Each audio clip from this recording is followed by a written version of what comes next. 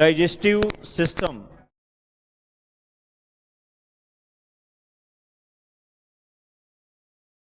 पाचन तंत्र। चलो भाई फोकस करेंगे सभी लोग यहाँ पे। डाइजेस्टिव सिस्टम, पाचन तंत्र, मतलब देखा जाए तो हाईली एग्जाम ओरिएंटेड टॉपिक है ये, और यहाँ से क्वेश्चन एग्जाम में फ्रेम होते हैं। आपके 69 बीपीएससी में भी जो टंग वाला कंसेप्ट था, जो जीभ वाला कंसेप्ट था, कहाँ पे कैसा टेस्ट फील होता है, ये क्वेश्चन आया हुआ है। आप लोग यदि प्रीवियस ईयर क्वेश्चन देखे होंगे, इसी टॉपिक से वो क्वेश्चन मेंशन किया गया था डाइजेस्टिव सिस्टम का। एनिमल्स, प्राणियों में पोषण, क्लास 7th में है, जरूर पढ़ना है। और क्लास 10th में भी एक टॉपिक है जो आपको पढ़ना है ना, डाइजेस्टिव सिस्टम, वहाँ भी मेंशन है आपको क्लास 10th में भी। ये दोनों लेवल के अकॉर्डिंग आप सेल्फ स्टडी के तौर पे पढ़िएगा। बाकी जो मेन कंटेंट है डीप वाला, वो तो मैं आपको सेशन में कराऊंगा ही कराऊंगा, लेकिन आपका एक बेसिक इन्फॉर्मेशन क्लियर हो जाए, ये दो टॉपिक आप जरूर कंसीडर करिएगा। हालांकि हम लोग बेस से ही उठाएंगे इस टॉपिक को, ठीक ना। तो आज जाकर के घर पे ज़रूर आप लोग पढ़िएगा। क्लास 7th में एक टॉपिक है और क्लास 10th में भी टॉपिक है। जो क्लास 11th में है मैं वो कोरिलेट करते हुए चलूँगा, मतलब बेसिक से एडवांस लेवल लेके चलेंगे, ताकि जो डाइजेस्टिव सिस्टम से क्वेश्चन आते हैं वो निकल जाए, ठीक ना। यहाँ बात करेंगे डियर हम लोग भूख लगने का क्या कंसेप्ट है। तो कि सिंपल सी बात है भाई, हम खाना खाएंगे तभी तो भोजन हमारा पचेगा, डाइजेशन होगा फूड का। तो भूख लगने का क्या कंसेप्ट है, कैसे हमें पता चल जाता है कि भाई अब हमें फूड की नीड है, अब हमें भोजन की आवश्यकता है, और हम लोग भोजन के सर्च में पड़ जाते हैं। वो क्या एक्शन होता है बॉडी में, कोई बताना चाहेगा? कैसे आपको फील होता है कि भाई अब हमें फूड की नीड है और तुरंत हम फूड का सर्च करने लगते हैं, भोजन के सर्चिंग में पड़ जाते हैं? हाँ,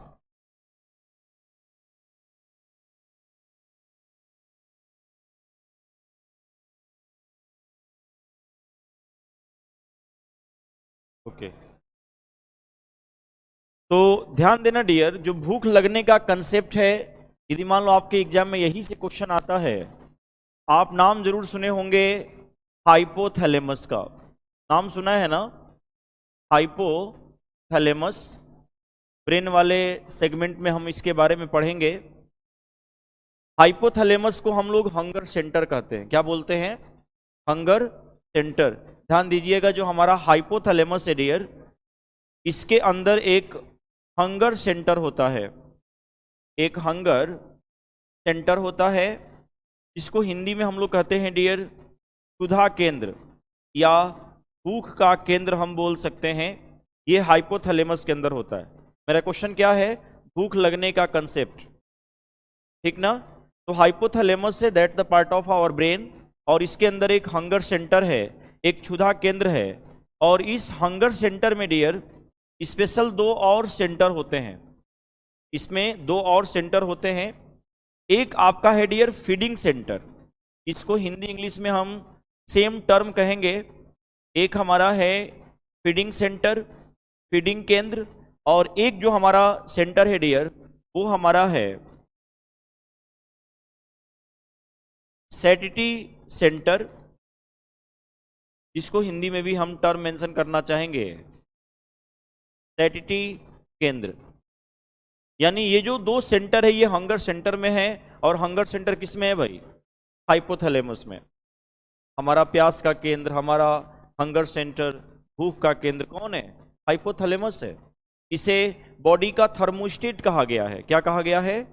थर्मोस्टेट ऑफ द बॉडी। आपका जो शरीर का तापमान है 37 डिग्री सेल्सियस रिटेन रहे, मेंटेन रहे, उसको मेंटेन करने का भी काम कौन करता है भाई? हाइपोथैलेमस करता है।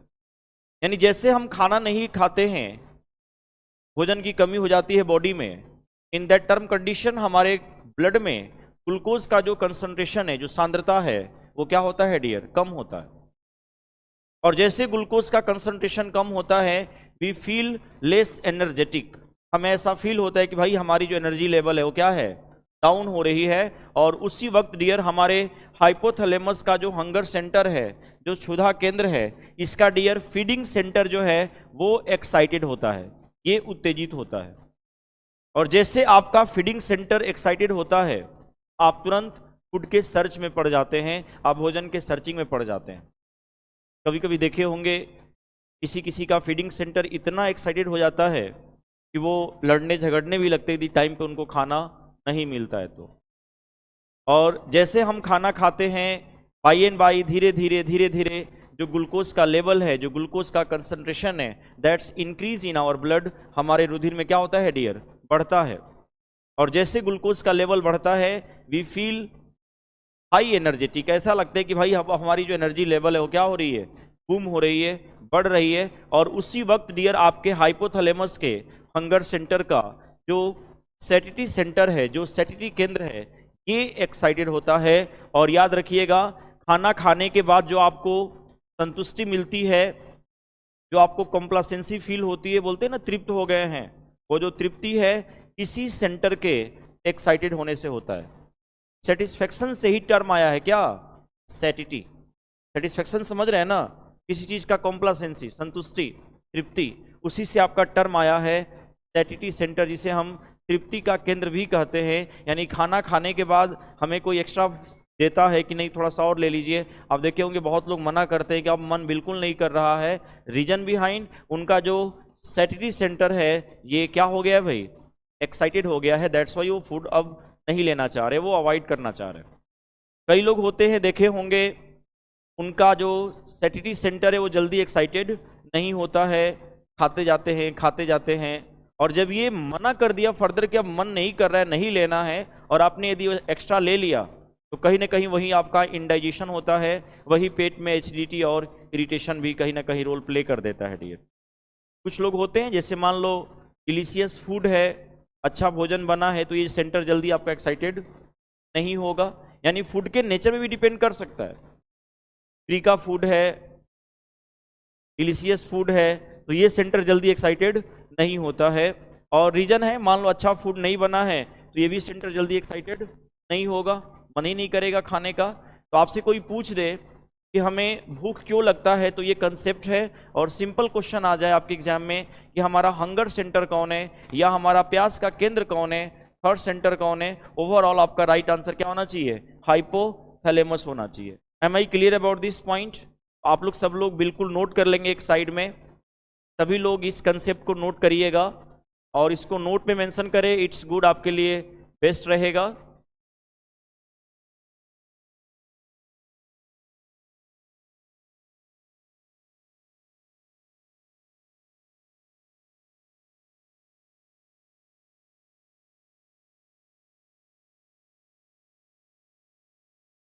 देखो, साइंस को जितना अपने लाइफ से आप रिलेट करके पढ़ोगे ना, समझोगे ना, उतनी ही कंसेप्ट क्लियर होगा।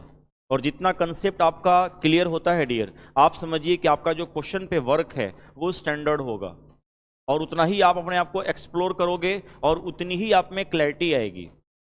मतलब आपका टारगेट ये है कि हम ऐसा कोई टॉपिक पढ़े और कहीं का भी क्वेश्चन हो, we are able to kill. यदि इतना फ्लो आता है ना आपके अंदर, तो इसको बोलते हैं कि ये बच्चा रिजल्ट देने वाला है। कहीं का भी क्वेश्चन हो, जैसे मैंने आपको ब्लड वाला सेगमेंट कराया, अभी आपकी रिस्पॉन्सिबिलिटी बनती है कि हम क्वेश्चन पे वर्क करें। मान लो आप 90-95% क्वेश्चन टैकल कर ले जा रहे हैं किसी सेक्शन से, कहीं का भी क्वेश्चन उठा रहे हैं, तो इसको बोलते हैं कि फ्लो आ रहा है धीरे धीरे, और फ्लो मेंटेन करना ही मेन होता है साइंस में। और वो बाई एंड बाई आएगा, धीरे धीरे आएगा, एक बैग नहीं आएगा। तो नोट कर लिया आपने। सेकेंड क्वेश्चन के एंगल डियर हम लोग बात करेंगे। Now next point we have to write now. जो सेकेंड क्वेश्चन आएगा आपके डाइजेशन में, वो नोट करिएगा, लिखेंगे process of nutrition, process of nutrition.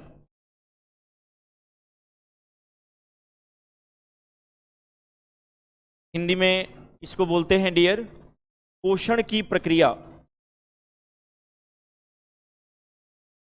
पोषण की प्रक्रिया। यानी सिंपल सी बात है डियर, हम कोई फूड वगैरह जब हम लोग कंज्यूम करते हैं, तो वो 5 स्टेप में हमारा फूड क्या होता है भाई, डाइजेस्ट होता है। कितने स्टेप में? 5 स्टेप में। और बड़ा इंपॉर्टेंट सेगमेंट है, ध्यान दीजिएगा। आपके एग्जाम में ना सीक्वेंस वाइज क्वेश्चन मेंशन करेगा, क्रम वाइज, और उसको मिसमैच करेगा। आपको राइट सीक्वेंस पकड़ना होगा कि पाचन का, डाइजेशन का, न्यूट्रिशन का राइट सीक्वेंस क्या है, सही क्रम क्या है। और मैं आपको एक चीज बता दूं, 3 ऑर्गन है, 3 सिस्टम है आपके बॉडी का जहां से सीक्वेंस वाले क्वेश्चन आते हैं एग्जाम में। एक आपका डियर रेस्पिरेटरी सिस्टम, श्वसन तंत्र, एयर का जाने का राइट सीक्वेंस क्या है, ऑर्गन वाइज में नो मेंशन कर देगा और मिसमैच करेगा उसको। दूसरा, यूरिन के जाने का राइट सीक्वेंस क्या है, जो हम लोग पढ़ेंगे एक्सक्रीटरी सिस्टम में, उत्सर्जी तंत्र में यूरिन कैसे जाता है उसका सीक्वेंस पूछ देता है। और तीसरा, डाइजेशन का सीक्वेंस पूछता है। मतलब ये 3 ऐसे सिस्टम हैं जहां से क्वेश्चन आपके क्रम से आते हैं कि भाई डाइजेशन का, न्यूट्रिशन का राइट सीक्वेंस क्या है, सही क्रम क्या है भोजन का। समझ गए ना? और वो सीक्वेंस है डियर मैं यहाँ पे मेंशन करना चाहूंगा। आप लोग जरूर इसको एमआई करिएगा, मोस्ट इंपॉर्टेंट। पहला फर्स्ट नोट करिएगा डियर, इंजेशन। पहला जो प्रोसेस है वो आपका इंजेशन है। इंजेशन को हम लोग हिंदी में अंतर्ग्रहण कहते हैं।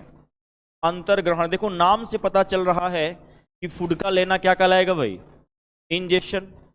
ईटिंग ऑफ फूड, भोजन को खाना है ना, taking food from hand into body, शरीर में भोजन को लेना क्या कहलाएगा हमारा, इंजेशन। नाम से पता चल रहा है। सेकेंड स्टेज है डियर हमारा डाइजेशन, पाचन, डाइजेशन। यानी जब हम लोग डियर फूड को लेते हैं तो सेकेंड स्टेप हमारा क्या शुरू होता है, डाइजेशन, जिसको हम बोलते हैं डियर पाचन, डाइजेशन। यानी डाइजेशन में क्या होता है, जो कॉम्प्लेक्स फूड है, जटिल भोजन है, that's break down into simpler food. सरल अणुओं में क्या हो जाएगा, वो टूट जाएगा। जो वाटर इनसॉल्युबल वाले फूड है वो किस में टूट जाएंगे डियर, सोल्युबल वाटर है ना, वाटर सोल्युबल में टूट जाएंगे। मतलब सिंपली आप ये बोल सकते हैं कि कॉम्प्लेक्स फूड का सिंपलर फूड में टूटना क्या कहलाता है, डाइजेशन, पाचन। जटिल भोजन का सरल भोजन में टूटना, सरल अणुओं में टूट जाना, वो क्या कहलाएगा, डाइजेशन। यानी हमने लिया तो हमने फूड को क्या किया भाई, तोड़ा। तोड़ने के बाद डियर जो हमारा थर्ड स्टेज होता है वो हमारा है एब्जॉर्प्शन। क्या नाम है, एब्जॉर्प्शन। इसको डियर हम कहते हैं अवशोषण। ये हमारा थर्ड स्टेप है, एब्जॉर्प्शन। सिंपल सी बात है भाई, जो हम लोग फूड कंज्यूम करते हैं उस फूड में मैक्सिमम न्यूट्रिएंट्स है, like vitamins, protein, carbohydrate, mineral elements. वो हमारे बॉडी को क्या है भाई, नीड है। कहीं ना कहीं हम लोग पढ़ेंगे न्यूट्रिएंट्स टॉपिक में कि आजकल क्यों फूड फोर्टिफिकेशन की बात हो रही है कि भाई आप फूड में एक्स्ट्रा न्यूट्रिएंट्स को मिलाइए, फूड फोर्टिफाइड करिए। क्योंकि जितने सारे डेवलपिंग कंट्री हैं उनके लोगों को हिडन हंगर कहा जा रहा है कि इनको सिर्फ खाने से मतलब है। और यहाँ पे डेथ रेट मैक्सिमम कहाँ से है, इन्फेक्शन से है, संक्रमण से है। क्योंकि हम लोग डाइट पे फोकस नहीं करते हैं, सिर्फ पेट पूजा हो गया, खाने से मतलब रहता है हमें, क्या खा रहे हैं डजंट मैटर। आप चले जाओ डेवलप कंट्री में, वहाँ पे डेथ रेट इन्फेक्शन से कम है क्योंकि वो लोग फूड फोर्टिफिकेशन पे फोकस करता है लोग। मैंने कहा था ना कि आयोडीन की कमी हो रही है। अब गवर्नमेंट भी मेंशन करेगी भाई 100 मिलियन कॉमन सॉल्ट में आपको 1 पार्ट सोडियम आयोडाइड, बोले तो आयोडीन क्या करना है, मिलाना है। आयोडीन की कमी हो रही है, मेंटल रिटार्डेशन हो रहा है, बच्चे का जो मानसिक ग्रोथ है वो नहीं हो पा रहा है। आयोडीन की डेफिशिएंसी हो रही है, स्टिल बर्थ, मरा हुआ बच्चा पैदा हो रहे हैं। आयोडीन की डेफिशिएंसी हो रही है, प्री मैच्योर अबॉर्शन हो रहे हैं। ये सब दिखा क्या रहा है, न्यूट्रिशन वैल्यू को ही तो दिखा रहा है। तो एब्जॉर्प्शन में क्या करेंगे डियर, ये प्रक्रिया हमारे स्मॉल इंटेस्टाइन में होगी, छोटी आंत में होगी, और फूड के अंदर जितने सारे न्यूट्रिएंट्स हैं वो सब क्या किए जाएंगे, एब्जॉर्ब किए जाएंगे। मतलब absorbing all nutrients from the food. भोजन से सभी पोषक पदार्थ को अवशोषित करने की जो प्रक्रिया है वो क्या कहलाएगा, अवशोषण। नाम से भी पता चल रहा है कि हमने फूड के अंदर से सारे विटामिन, प्रोटीन, मिनरल एलिमेंट्स क्या कर लिया भाई, एब्जॉर्ब कर लिया, और वो हमारा एब्जॉर्प्शन कहलाता है। जो हमारा फोर्थ स्टेप है ना, यहां से डियर क्वेश्चन आता है, मैं इसको बिल्कुल अलग कलर में मेंशन करना चाहूं। ताकि आपका अटेंशन ज़्यादा जनरेट हो, और इसको कहते हैं डियर हम लोग एसिमिलेशन। एसिमिलेशन ये बड़ा इंपॉर्टेंट है, आप इस पे जरूर स्टार लगा सकते हैं। That's can framed as a question, ये क्वेश्चन का एंगल ले सकता है डियर। एसिमिलेशन, इसको हिंदी में हम लोग कहते हैं स्वांगीकरण। इसको हिंदी में हम लोग कहते हैं स्वांगीकरण, एसिमिलेशन। अब ऐसे क्वेश्चन पूछ दिया कि भोजन का जो हमारी ब्लड कैपिलरीज है, कौन है भाई, कौन है हमारी जो ब्लड कैपिलरीज है, जिसको हम लोग हिंदी में रुधिर केशिका बोलते हैं। रुधिर केशिकाएं, कोशिका नहीं केशिका। सबसे थीनेस्ट ब्लड वेसल्स है आपकी, आप नाम सुने हो आर्टरी का, धमनी, वेन, सिरा और ब्लड कैपिलरीज, रुधिर केशिका। आर्टरी वेन को जो आपस में जोड़ती है ना, वो कौन है आपकी, ब्लड कैपिलरीज होती है। आर्टरी की वॉल कैसी होती है, मोटी होती है, ठीक होती है। जो धमनी है जिसके अंदर कैसा ब्लड फ्लो होता है, ऑक्सीजनेटेड, उसकी जो वॉल होती है वो कैसी होती है भाई, ठीक होती है, मोटी होती है, क्योंकि उसके अंदर जो ब्लड है ना वो अंडर हाई प्रेशर फ्लो होता है। वेन की जो दीवार होती है, सिरा की जो दीवार होती है, वो पतली होती है। और सबसे थीनेस्ट ब्लड वेसल्स कोई है तो कौन है आपकी, ब्लड कैपिलरीज है। और याद रखिएगा यही तो हमारे सेल से टिश्यू से कनेक्ट होगा, क्योंकि सबसे थीनेस्ट ब्लड वेसल्स है, और जो भी फूड जाएगा हमारे सेल टिश्यू में ही तो जाएगा। एम आई क्लियर, यस और नॉट? तो मैं क्या बोलना चाहूंगा कि रुधिर केशिकाओं द्वारा भोजन का पूरे शरीर में, पूरी बॉडी की सेल में, टिश्यू में पहुंचने की जो प्रक्रिया है वो क्या कहलाएगी, स्वांगीकरण, एसिमिलेशन।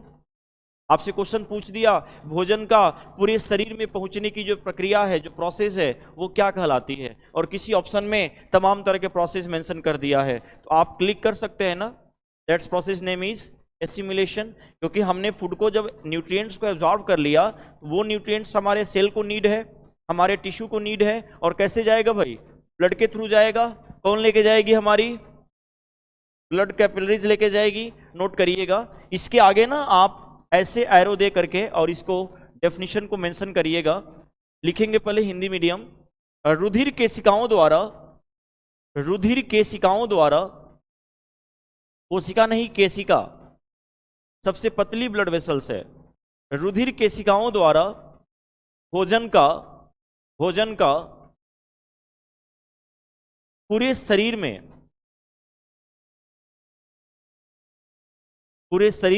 पहुंचना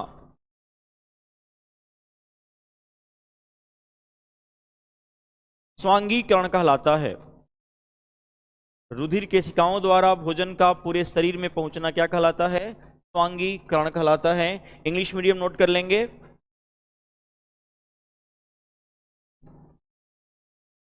Our blood capillaries carry all nutrients. Our blood capillaries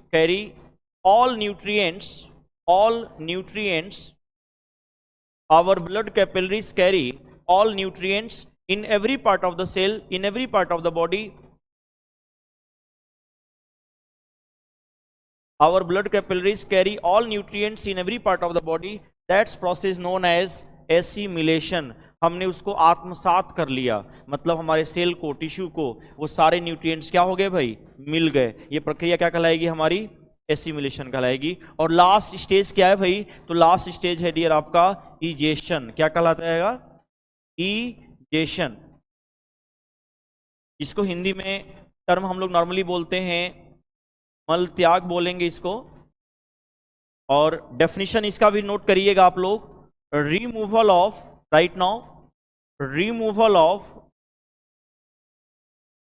undigested food, removal of undigested food from the body is known as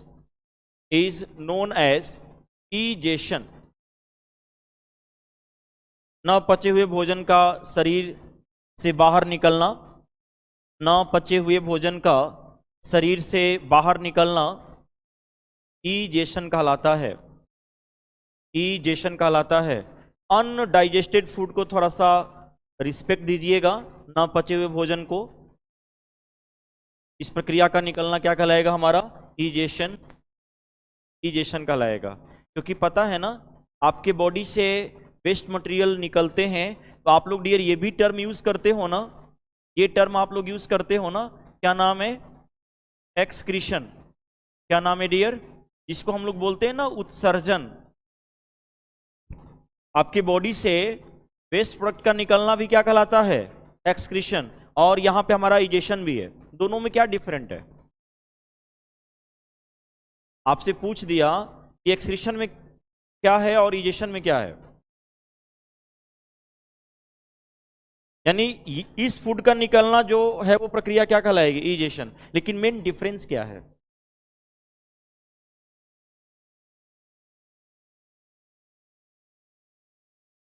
तो देखो, सिंपली यदि मैं डिफाइन करना चाहूंगा एक्सक्रीशन को, तो मैं ये बोल सकता हूं कि ऐसा कोई वेस्ट प्रोडक्ट जो हमारे सेल के अंदर केमिकली रिएक्शन के थ्रू बने हो।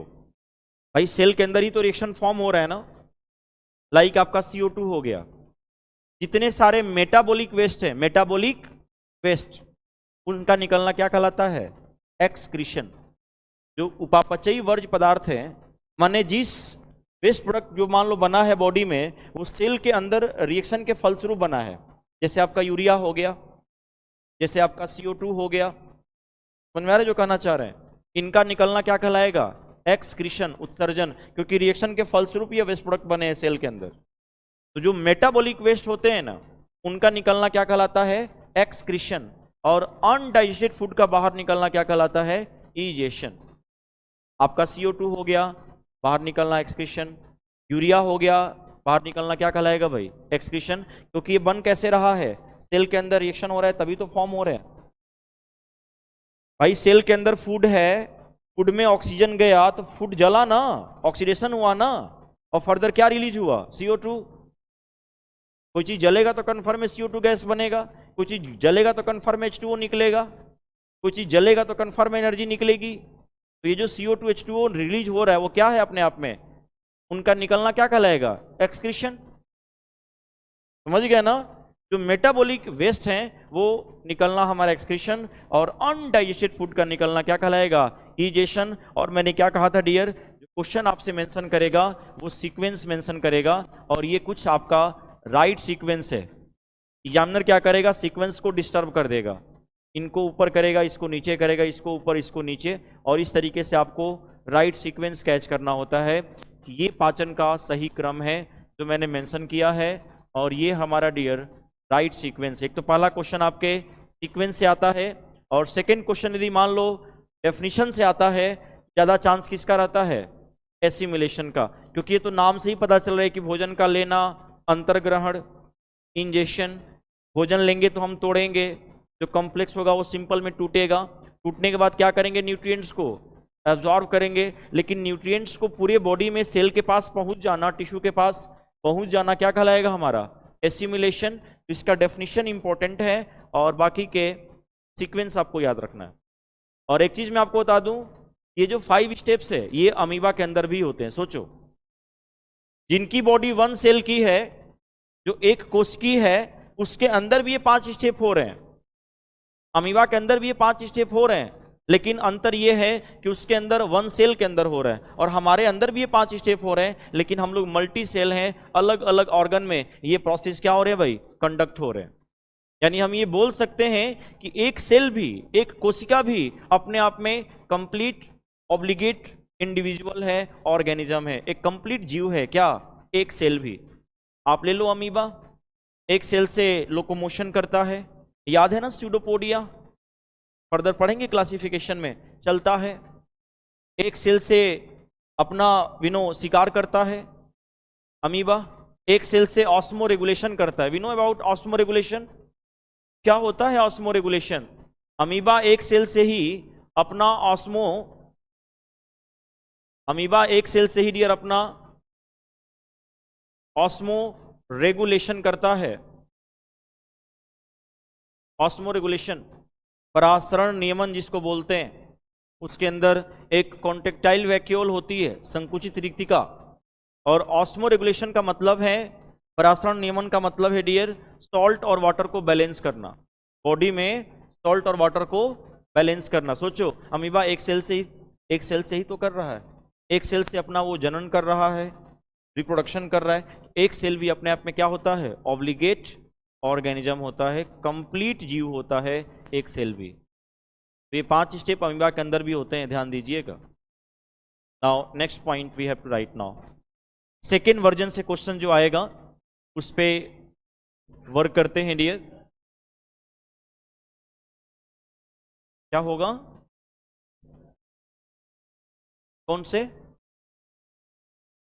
जो 1 सेल वाले होंगे वो अपने सेल मेम्ब्रेन को डियर रप्चर कर लेंगे। जो उनकी सेल मेम्ब्रेन है ना, इनके अंदर रीजनरेशन कैपेसिटी होती है, सेल में रीजनरेट कर जाता है। तो हैवी वेस्ट प्रोडक्ट को निकालने के लिए ये अपने कोशिका को रप्चर कर देते हैं, तोड़ के फिर फर्दर क्या करेंगे, निकाल देंगे। या सेल मेम्ब्रेन से भी क्या करते हैं, ये निकालते हैं। हालांकि अमीबा वगैरह हो गए, मैक्सिमम जो जल में रहते हैं ना, ये मैक्सिमम अमोनिया निकालते हैं। क्या निकालते हैं, अमोनिया।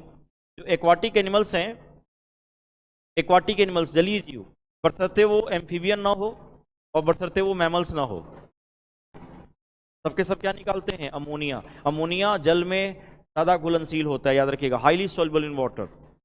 अमोनिया कैसा नेचर का होता है, बेसिक या एसिडिक, बेसिक नेचर का होता है, क्षारीय प्रकृति का होता है। और अमोनिया को निकालने के लिए पानी का होना क्या है, जरूरी है।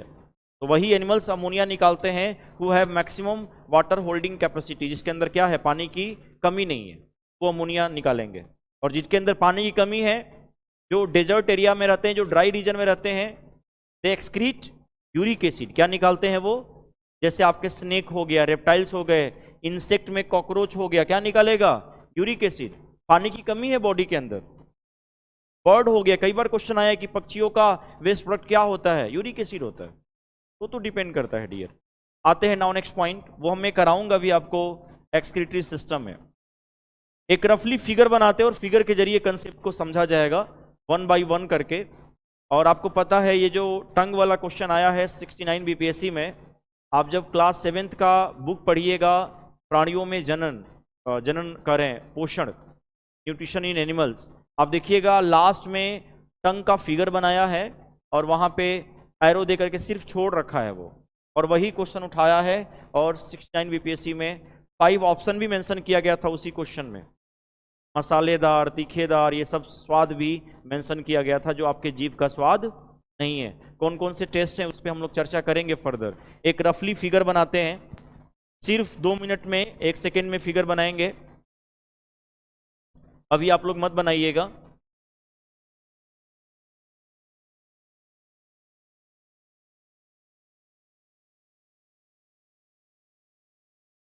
क्या सीन हो रहा है, ये हमारा कौन सा पार्ट हो सकता है डियर वीनो, स्मॉल इंटेस्टाइन या लार्ज इंटेस्टाइन।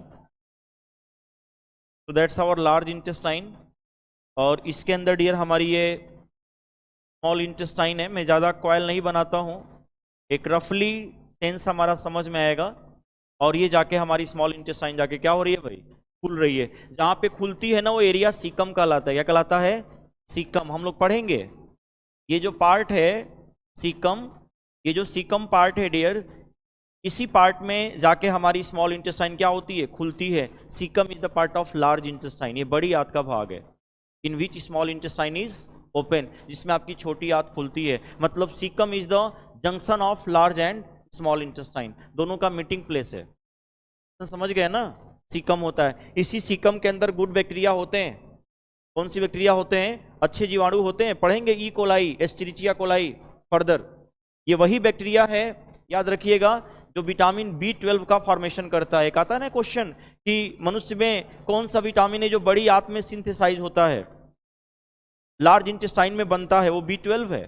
कौन है, B12। आप लोग कभी एग्जामिन करिएगा, बहुत लोग एंटीबायोटिक खाते हैं, और जब वो लोग एंटीबायोटिक खाते तो इसका काम है ना बैक्टीरिया को मारना, तो बैड को मारता है, साथ में गुड बैक्टीरिया को भी मार देता है। कौन, एंटीबायोटिक। इसलिए यदि आप ह्यूज ड्यूरेशन लेते हैं एंटीबायोटिक का, आप अपना ब्लड टेस्ट कराइएगा, कहीं ना कहीं आपके अंदर अनीमिया की समस्या आएगी, हीमोग्लोबिन आरबीसी आपका डाउन जाएगा। रीजन बिहाइंड B12 की कमी होती है। तो कौन सी अनीमिया होती है? पर्नीशियस अनीमिया, मतलब वो जो गुड बैक्टीरिया वो मर गए हैं। इसलिए जब भी आप एग्जामिन करिएगा, एक अच्छा डॉक्टर होगा, जब भी वो आपको इनकेस एंटीबायोटिक देते हैं तो उसके साथ वो बी कॉम्प्लेक्स के सप्लीमेंट जरूर देगा, बी कॉम्प्लेक्स के। जो बैक्टीरिया मर गया है, जो गुड बैक्टीरिया है, यदि फर्दर हम सप्लीमेंट देते हैं जो उसका काम करेगा, ताकि आपका जो डाइजेशन वो डिस्टर्ब नहीं होगा। भाई बी कॉम्प्लेक्स हमारे डाइजेशन को भी तो कंट्रोल करते हैं ना, मेंटेन करते हैं ना, ये भी रीजन है डियर। इसी सिक्कम में हमारा वो गुड बैक्टीरिया होता है जो फर्दर हम लोग पढ़ेंगे, नो डाउट। तो ये हमारा स्मॉल इंटेस्टाइन है। मैं थोड़ा सा इसको एक्सटेंड करूं, इसके आगे वाला सेक्शन को।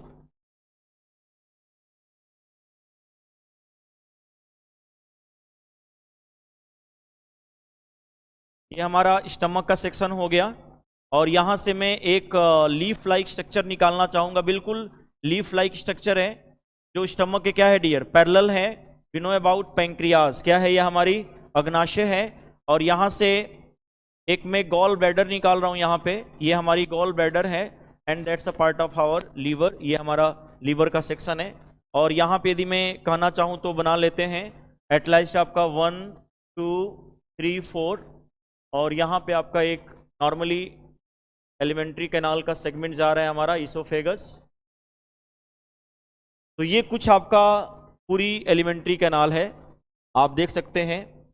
यहीं पे आपका वो फिंगर लाइक एक प्रोजेक्शन होता है, नाम सुने होंगे वर्मी फॉर्म, अपेंडिक्स का नाम सुने हो ना।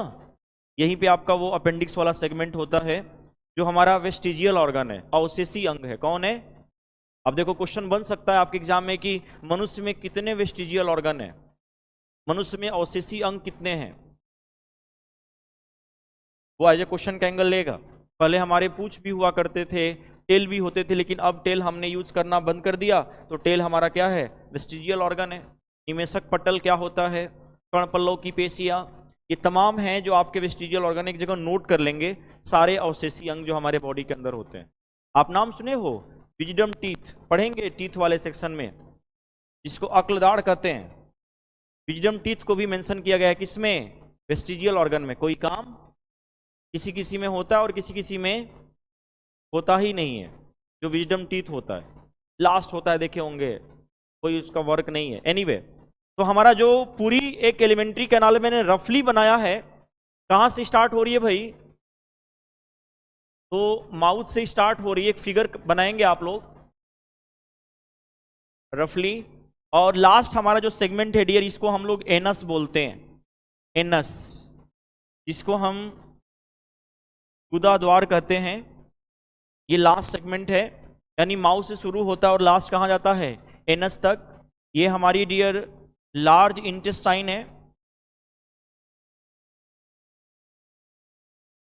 हमारी बड़ी आंत है। देखो बायो कहता है ना कि हमें फिगरिंग करके आप समझिए, इट्स गुड कि माइंड मेकअप होगा, ठीक ना? बायो बोलता है ये। आप लोग अभी एकेडमिक सेशन में आप सारा कंसेप्ट भूल गए हो, सिर्फ आपको फिगर याद है और 5 मार्क्स का कोई क्वेश्चन है, आप सिर्फ फिगर करके और उसका नेमिंग सही से कर दिया ना आपने, तो आप समझिए कि 50% नंबर आपको क्या होगा, वो मिल जाएगा। हाँ, नोमेनक्लेचर सही करना चाहिए, किस ऑर्गन के क्या नाम है वो जरूर मेंशन करना चाहिए। नोमेनक्लेचर मेन होता है, ये नहीं कि बड़ी को छोटी बता रहे हैं, छोटी को बड़ी बता रहे हैं। ये आपकी डियर स्मॉल इंटेस्टाइन है, ये हमारी छोटी आंत है। बहुत तरह के कलेक्शन मिलेंगे, यहां से भी क्वेश्चन के एंगल में आपको शेयर करूंगा। इसके साइज को लेकर के क्वेश्चन आता है एग्जाम में। और ये हमारा अपेंडिक्स है। अपेंडिक्स को हम लोग हिंदी में, जिसका बैकग्राउंड है लिख लेंगे इसको डियर, हम लोग वर्मी फॉर्म भी बोलते हैं। वर्मी फॉर्म, कृमि रूपी परिशेषिका, कृमि रूपी परिशेषिका अपेंडिक्स को हिंदी में कहते हैं। हालांकि अपेंडिक्स याद रहेगा तो ज़्यादा बेटर है। आप देखते हो कभी कभी इन्फेक्शन होता है और फट जाता है, फर्दर इतना टॉक्सिन रिलीज होता है कि व्यक्ति कोमा में चला जाता है, डेथ हो जाती है। इसलिए अपेंडिक्स जब पेन हो तो ऑपरेशन करके इसको हटा देना ज़्यादा बेटर रहता है। समझ गए ना? ये आपकी डियर पेंक्रियाज है, दैट्स योर पेंक्रियाज अग्नाशय।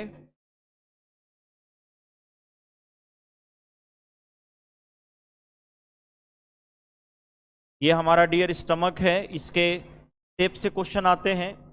कैसा होता है स्टमक का शेप? जे शेप का होता है। तो ये हमारा अमाशय है।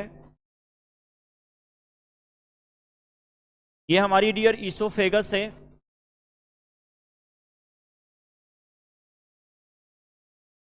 Oesophagus.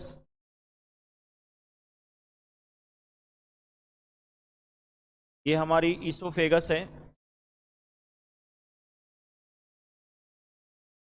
That's our gall bladder.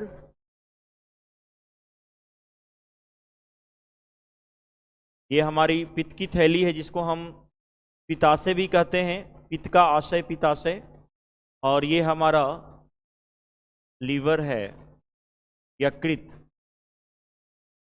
ये कुछ नेमिंग है जो मैंने कर दिया यहाँ पे। फास्ट आप लोग फिगरिंग करिएगा। एक्चुअली मैं फिगर बनाता भी नहीं हूँ, कम बनाता हूँ। रीजन बिहाइंड, एक बार मैं हार्ट का बनाया था तो बच्चा बिल्कुल नाले जैसा बना रखा था उसको, तो होता नाला जैसा, सारा ब्लड एक बार में ही निकाल दिया था उसने। फिगर का भी कीमा बना देते हैं कुछ लोग।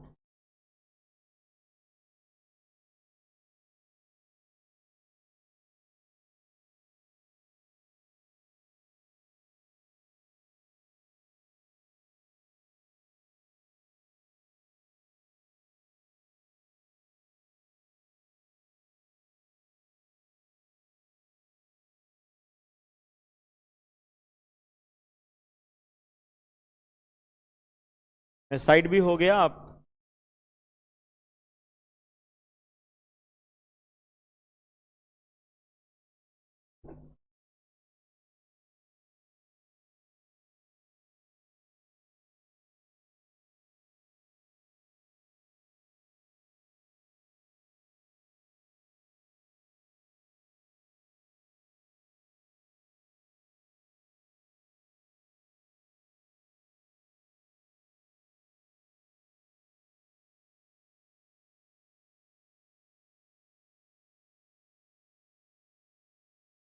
बना लिया सबने?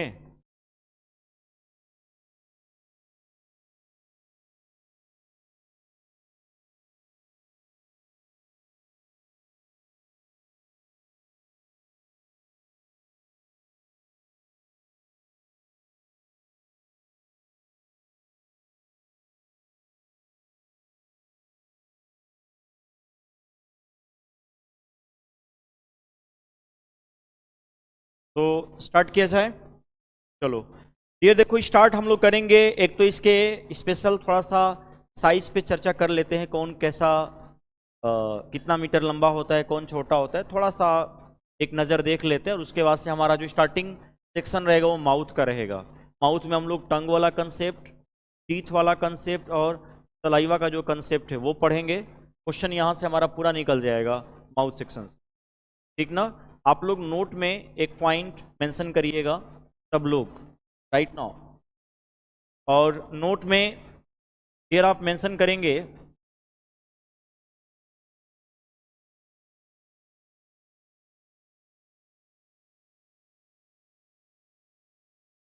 साइज ऑफ एलिमेंट्री कैनॉल, आहार नाल की आकार, आहार नाल की, आहार नाल की आकार। कोई स्मार्ट बच्चा जो शेयर करना चाहेगा? तो जो हमारी पूरी एलिमेंट्री कैनाल है डियर, वो कहां से शुरू हो रही है? वी नो दैट, कहां से? माउथ से शुरू हो रही है। और कहां तक डियर? एनस तक। और साइज मेंशन कर लेंगे 9 मीटर। तो जो हमारी आहार नाल की आकार है, तो साइज है बोलना चाहेंगे वो कितने मीटर लंबी है dear? 9 metre. That is the size of alimentary canal, 9 metre, 9 metre. Next आपसे साइज मेंशन कर सकता है डियर, और वो आपका है ईसोफेगस का। किसका है भाई? ईसोफेगस। आपकी जो फूड पाइप है, जो भोजन नली है ना, भोजन नली, और ये आपके 25 सेंटीमीटर है। नोट कर लेंगे 25 centimetre, that is the size of oesophagus, 25 centimetre. मैं एक दो क्वेश्चन आपको बड़ा स्पेशल शेयर करूंगा साइज को लेकर के, दैट्स वाई मैं यहां पे मेंशन करा रहा हूं। नेक्स्ट मेंशन करिएगा साइज ऑफ स्मॉल इंटेस्टाइन, छोटी आंत की आकार, small intestine, size of small intestine. And as per as NCERT जो मेंशन है डियर वो 7.5 मीटर, 7.5 मीटर ये मेंशन है। इसकी साइज स्मॉल इंटेस्टाइन की 7.5 मीटर। देखो कई बुक्स में 6.5 सेंटीमीटर भी दिया है। कभी कभी ऐसे क्वेश्चन आते हैं तो उसको ऑप्शन के अकॉर्डिंग भी हैंडल करना चाहिए। समझ गए जो कहना चाह रहे हैं? यदि 6.5 और 7.5 दोनों हैं, आप डबल राइट किस पे देना चाहेंगे? क्योंकि इस पे आप क्लेम कर सकते हैं ना, एनसीईआरटी दिखाएंगे। कैसे गलत हो सकता है एनसीईआरटी? समझ गए ना? तो 7.5 मीटर इसकी जो साइज है डियर वो मेंशन है स्मॉल इंटेस्टाइन की। लेकिन मैं आपको आपके अपने लैंग्वेज के लिए यदि मैं शेयर करना चाहूँ, आपके अपने नॉलेज के लिए बताना चाहूँ, तो ये जो साइज मेंशन किया गया है छोटी आंत का, ये डियर कैडेवर के अंदर, कैडेवर समझ रहे हैं? कैडेवर बोलते हैं डेड बॉडी को। ये जो साइज एनसीईआरटी ने मेंशन किया है वो किसके अंदर भाई? इनसाइड द डेड बॉडी, जिसको कैडेवर बोलते हैं। क्या बोलते हैं हम लोग? कैडेवर, डेड बॉडी को बोलते हैं। और एक चीज मैं आपको इंटरेस्टिंग बताना चाहूं, लिविंग सेंस में इसकी साइज अप्रॉक्सीमेट 3.5 मीटर है।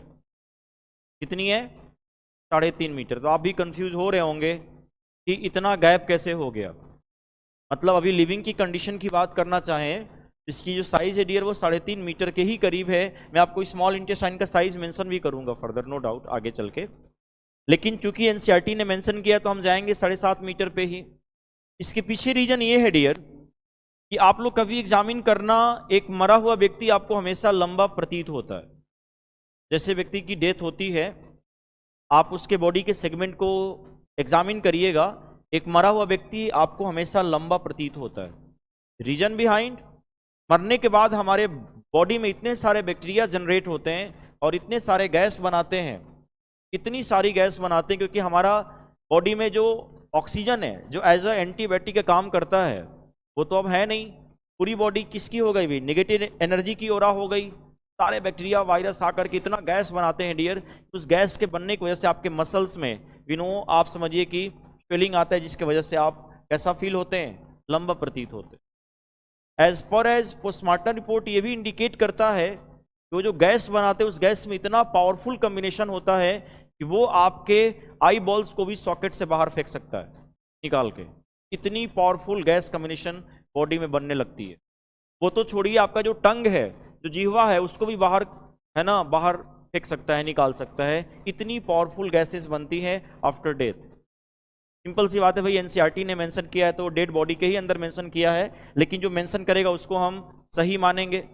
अब ऐसा थोड़ी नहीं है कि उसको बोलेगा कोई कि हाँ भाई जाइए एनसीईआरटी आपको बुला रही है, साइज मपवाना है, तो ये जाएगा पूछना? तो हाँ, आपको यदि एनसीईआरटी वाले ने बुला दिया कि आ जाना साइट पे, वो साइज मेजर करना है कितना है लिविंग में, तो अलाउ करोगे? कि हाँ कर सकते हैं आप, मेरा साइज देख लीजिए स्मॉल इंटेस्टाइन का।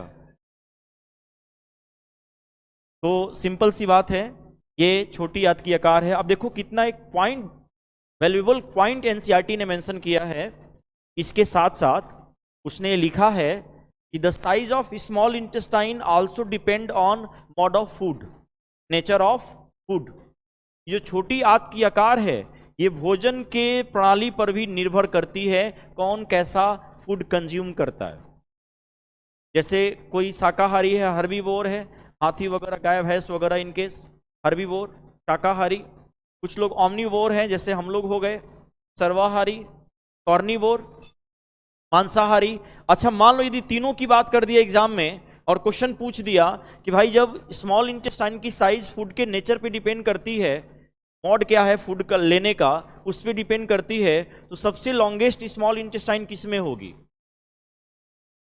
शाकाहारी में होगी, हर्बीवोर में होगी, यानी जो एलिफेंट, बुफेलो, काऊ वगैरह हैं उनके अंदर साइज क्या होगी भाई? बड़ी होगी, क्योंकि वो लोग हाईली कॉम्प्लेक्स फूड का पाचन करते हैं ना। सेलुलोज नाम सुने होंगे आप लोग, बड़े बड़े पेड़ की टहनी, ये पत्ते घास चबा रहे हैं, आप नहीं चबा पाएंगे, आप नहीं पचा पाएंगे, तो उनके अंदर इसकी साइज क्या होगी?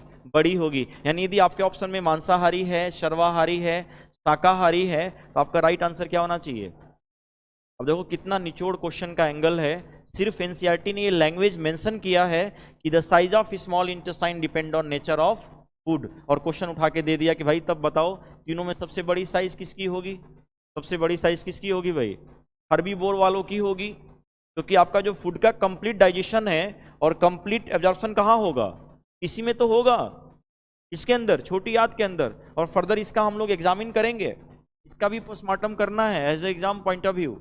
नेक्स्ट लिखिएगा, साइज ऑफ लार्ज इंटेस्टाइन, बड़ी आंत की आकार, साइज ऑफ लार्ज इंटेस्टाइन, बड़ी आंत की आकार। और जो लार्ज इंटेस्टाइन की साइज होती है डियर, वो आपकी 1.5 मीटर है। ये साइज आपकी लार्ज इंटेस्टाइन का है। इनका रेशियो भी पूछ सकता है, छोटी आंत बड़ी आंत का रेशियो क्या है? तो 5:1, 5 यही तो अनुपात है भाई। अब इतना अंतर कैसे हो गया? ये 7.5 और इसका नाम लार्ज पड़ गया, इसका नाम स्मॉल पड़ गया। रीजन बिहाइंड डायमीटर, डायमीटर के वजह से इसका नाम लार्ज पड़ा है और इसका नाम स्मॉल। देखो ना, ये नैरो साइज की है, ये 2.5 सेंटीमीटर की है इसकी डायमीटर, इसकी 6.5, इसकी जो डायमीटर है डियर वो 6.5 और ये 2.5 सेंटीमीटर की है। तो ये नैरो है और ये क्या है? ब्रॉड है। तो डायमीटर व्यास के आधार पर इसका नाम बड़ा पड़ा है, इसका नाम क्या पड़ा है? छोटा। जबकि साइज में कौन बड़ा है? स्मॉल बड़ी है। आपसे क्वेश्चन पूछ दे नाम क्यों बड़ा है लार्ज का, जबकि साइज में तो छोटा है? तो भाई ब्रॉड होने की वजह से। हाँ, 6.5 सेंटीमीटर होता है इसका बड़ी आंत का डायमीटर, इसका 2.5 सेंटीमीटर होता है। तो डायमीटर के आधार पे इसका नाम स्मॉल पड़ गया और इसका नाम क्या पड़ गया भाई? लार्ज पड़ गया। और ये बिल्कुल याद रखिएगा, एज ए क्वेश्चन आपके साइज के अकॉर्डिंग मेंशन कर सकता है एग्जाम में, ठीक ना। ये कुछ क्रक्स थे जो मैंने आपको शेयर किया। Now next point right now, और स्टार्ट करते हैं डियर कहाँ से? तो माउथ से। हेडिंग दीजिएगा आप लोग, माउथ, और इसमें मेंशन करिएगा बक्कल कैविटी, जिसको हिंदी में हम लोग कहते हैं डियर मुख गुहा। बक्कल कैविटी जो हमारा इनर पार्ट है किसका? माउथ का, वो क्या कहलाता है डियर? बक्कल कैविटी कहलाता है, मुख गुहा कहलाता है। और इसी बक्कल कैविटी में, मतलब जो आउटसाइड है हमारी, क्या होती है भाई? बक्कल कैविटी के जो आउटसाइड वाला सेक्शन है उसके अंदर हमारी कौन सी ग्लैंड होती है? सलिवरी ग्लैंड होती है। एक पॉइंट बिल्कुल फोकस करिएगा, आप जब फूड को लेते हो ना अपने बक्कल कैविटी में, और जब वो फूड को आप तोड़ते हो दांत से, ग्रिंडिंग करते हैं, टंग से रोलिंग करते हैं, और आपका जो फूड है बिल्कुल मस्टिकेट हो गया है, लुगदी हो गया है, तो जब आपके फूड में सलाइवा मिक्स होता है ना, तो उसको डियर हम लोग बोलते हैं बोलस। क्या बोलते हैं? बोलस। तो आपसे क्वेश्चन पूछ दे कि मुख गुहा में जो भोजन होता है वो किस नाम से जाना जाता है, या food combined with saliva, masticate food, जो लुगदी भोजन है जब सलाइवा से मिल जाता है तो वो क्या कहलाएगा? तो याद रखिएगा उसको हम लोग बोलस कहते हैं। यदि मैं रिमोट एरिया की बात करना चाहें, देखे होंगे गांव में लोग बोलते हैं ना कौर, जैसे माँ बच्चे को खिलाती है, बोलती है ना एक कौर और खा लो, एक बाइट, एक कौर और खा लो, वो कौर अपने आप में समझ लो कि बोलस है। समझ गए ना? बोलस मैंने क्या बोला? वेन मस्टिकेटेड फूड, जब लुगदी भोजन mix with saliva, and that's food known as bolus. तो फूड जो माउथ के अंदर होता है बक्कल कैविटी में वो बोलस कहलाता है। वहीं फूड जब आपके स्टमक में जाता है तो चाइम कहलाता है चाइम। और वहीं फूड जब आपकी स्मॉल इंटेस्टाइन में जाता है तो चाइल। चाइल बोले तो फूड कैसा हो गया, बिल्कुल चटनी जैसा लिक्विड, वो चाइल कहलाएगा। अलग अलग ऑर्गन में अलग अलग फूड के क्या है डियर, नाम भी है, और ऐसे फूड को हम बोलस कहते हैं। नेक्स्ट पॉइंट लिखिएगा, our buccal cavity contain salivary glands. हमारे मुख गुहा में लार ग्रंथियां पाई जाती हैं। आवर बक्कल कैविटी मतलब बक्कल कैविटी का जो आउटर पार्ट है, यदि ये मेंशन करना चाहे, एनसीईआरटी ने भी मेंशन किया है। हमारे मुख गुहा में लार ग्रंथियां पाई जाती हैं, विच सीक्रेट सलाइवा, जहां से लार निकलता है, विच सीक्रेट सलाइवा, जहां से लार निकलता है। और याद रखिएगा जो टारगेट एरिया है क्वेश्चन का, एक तो डियर आपका सलेवरी ग्लैंड वाला रहेगा और सेकंड क्या रहेगा, सलाइवा। इसके अलावा आपको टंग और टीथ के बारे में पढ़ना है। फिर माउथ का कैसा भी क्वेश्चन होगा आपके लेवल के according you are able to kill the question, आप निकाल ले जाओगे क्वेश्चन, सिर्फ टारगेटिंग करके पढ़ते हैं तो। और हम लोग स्टार्टिंग कहाँ से करेंगे भाई, सलेवरी ग्लैंड से, जहां से क्या निकलता है, सलाइवा। हेडिंग दीजिएगा आप लोग, सीधे हेडिंग मेंशन करिएगा, लार ग्रंथियां।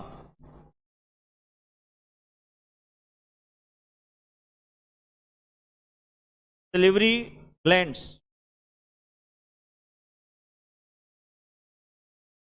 लार ग्रंथियां।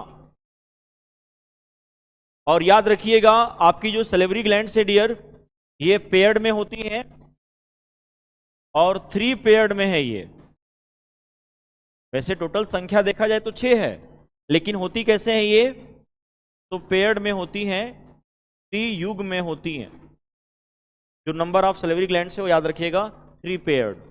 आपसे क्वेश्चन पूछ दिया लार ग्रंथियों की संख्या कितनी होती है, याद रखिएगा पेयर्ड में ही मेंशन करेगा, 3 पेयर्ड में, एक साइड में और एक साइड में, इस टाइप में मेंशन करेगा।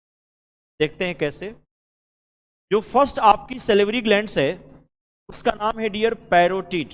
लिखिएगा, पहला है पैरोटिड, पैरोटिड्स बोल देंगे। इसका मैं यदि लोकेशन एरिया आपको मेंशन करना चाहूं ना कि भाई ये पैरोटिड है कहां पे, तो ये डियर आपके चिक साइड पे है, बिल्कुल कान के पास में है, ईयर साइड में, मतलब हम इसको चिक साइड मेंशन कर सकते हैं। आपके कान के पास, बिल्कुल गाल के पास में ही, यहाँ पे चिक साइड में है पैरोटिड, ठीक ना। इस साइड में एक और इस साइड में एक, क्योंकि पेयर्ड में है। और याद रखिएगा सबसे बड़ी लार ग्रंथि है, that is the largest salivary gland. जितनी सारी लार ग्रंथियां हैं उनमें सबसे बड़ी कौन है, पैरोटिड है। तो लिखिएगा पहला, आप लोग हिंदी में भी सेम बोलेंगे डियर इसको, पैरोटिड। और ये आपके कान के पास भी आप लोग मेंशन कर सकते हैं ना, गाल के पास में, इस साइड में, इस ग्लैंड का लोकेशन, एक साइड। और कहीं साइड में जरूर मेंशन करिएगा largest salivary gland, largest salivary gland, सबसे बड़ी लार ग्रंथि है, सबसे बड़ी लार ग्रंथि। पॉइंट पे स्टार लगाइएगा जरूर, क्वेश्चन बन सकता है फैक्चुअल। सबसे बड़ी लार ग्रंथि कौन है, पैरोटिड। सेकंड का नाम मैं यहां पे मेंशन करना चाहूंगा डियर, नाम है सब मंडिब्यूलर OR, अथवा इसका एक और नाम है सब मैक्सिलरी ग्लैंड। इसको हिंदी में मैं सेम ऐसे लिखना चाहूंगा, सब मैंडिबुलर,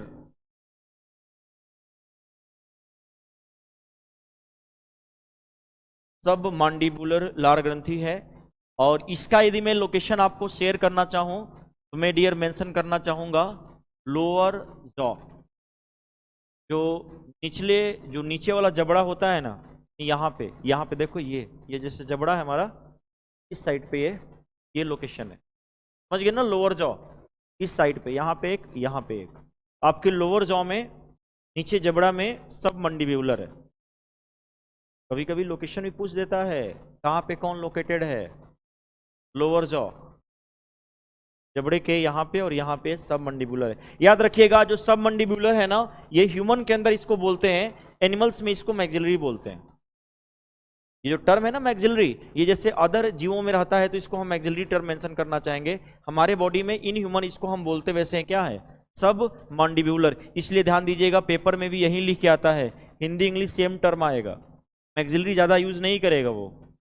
और लास्ट है डियर, आप जरूर बताइएगा इसका लोकेशन आप शेयर करिएगा, नाम है सबलिंगुअल। और देखो लैंग्वेज से आप लोग कैच करिएगा, लैंग्वेज लिंगुअल, लैंग्वेज किससे रिलेटेड है आपके, जीव से, जीव से है ना। तो याद रखिएगा जो सबलिंगुअल है डियर, ये इसका लोकेशन लिख लीजिएगा, जीव के नीचे, below the tongue, below the tongue, जीव के नीचे। ये सबसे छोटी है। यदि आपसे पूछ दिया कि स्मॉलेस्ट सैलिवरी ग्लैंड कौन है, तो आपकी सबलिंगुअल है। जरूर यहां भी हाईलाइट करिएगा। सबलिंगुअल को हिंदी में हम सेम टर्म लिखना चाहेंगे, यहां पे जिनका बैकग्राउंड है वो देख सकते हैं। सबलिंगुअल ये लार ग्रंथि है और सबसे छोटी लार ग्रंथि है। It is the smallest salivary gland, सबसे छोटी लार ग्रंथि, and that's name is sublingual. जो जीभ के नीचे है, ये जबड़े के नीचे है, और वो आपके कान साइड बोले तो चीक, यहाँ पे लोकेशन है। आप लोग देखे होंगे छोटे बच्चों में एक बीमारी होती है मम्स की, गलसुआ, कनपेड़े बोलते हैं लोग, गांव वगैरह में देखे होंगे, पेड़े जैसा यहाँ पे स्वेल कर जाता है, इसलिए नाम पड़ गया कनपेड़े, पेड़े जैसे स्वेलिंग आ जाती है। तो इसी ग्लैंड में स्वेलिंग के वजह से होता है, यानी जो गलसुआ की बीमारी होती है ना, पैरोटिड, इसी में स्वेलिंग होता है। वायरस से होने वाली बीमारी है, नाम है मम्स, गलसुआ। आप देखे होंगे हाल फिलहाल सबके साइड वाइज भी नो स्वेल कर रहा था। कुछ लोग बता रहे थे कि अंगूर में, ग्रेप्स में कुछ इंसेक्टिसाइड्स की बम्बार्डिंग की गई थी, जिसके वजह से वो उस इंसेक्टिसाइड्स का असर है कि पैरोटिड में स्वेलिंग आ रही थी। समझ में आ रहा है जो कहना चाह रहे हैं। हालांकि जो मम्स है, यदि किसी बड़े व्यक्ति को होता है, किसी एडल्ट स्टेज में आपको यदि मम्स होता है डियर, तो आप समझिए कि यू आर बिकम इनफर्टाइल, आपका जो स्पर्म का प्रोडक्शन है वो कम हो जाता है। यदि मम्स में प्रॉब्लम किसी बड़े को होती है, तो एडल्ट को होती है, नॉर्मली छोटे बच्चों में होता है, लेकिन किसी बड़े व्यक्ति में होता है मम्स, गलसुआ, तो उनमें जो स्पर्म का प्रोडक्शन है वो क्या होता है डियर, रिड्यूस हो जाता है, दे आर इनफर्टाइल, वो इनफर्टाइल भी हो सकते हैं। एनीवे, इन तीनों में से सबसे अधिक यदि लार निकालेगा कोई, सलाइवा निकालेगा, ये नहीं निकालेगा, ये नहीं निकालेगा, सबसे अधिक कौन निकालेगा, सब मंडिब्यूलर। मैक्सिमम लार यही से निकलता है, याद रखिएगा, किससे, सब मंडिब्यूलर से।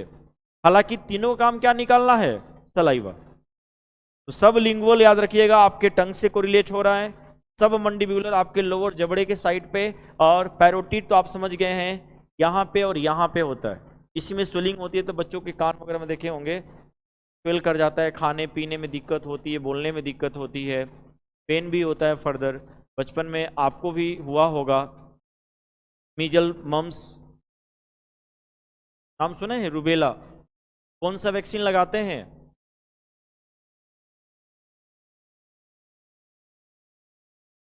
बिल्कुल।